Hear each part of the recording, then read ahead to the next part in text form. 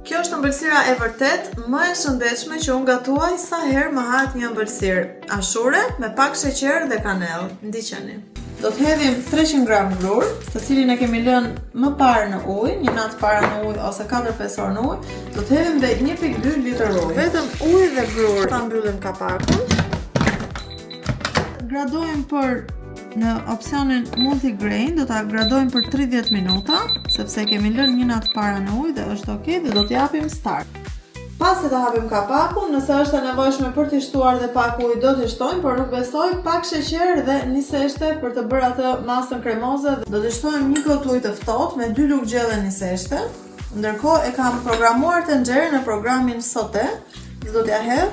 Ta lëm sa të marrë dhe këtë valën e mpiksjes me një seshte. Do t'i shtojmë edhe sheqerin. Mund ta bëni edhe me mjalt, por do ta shtoni sipas preferencës, pra duke e provuar se sa të ëmbël e do gjithsecili prej jush.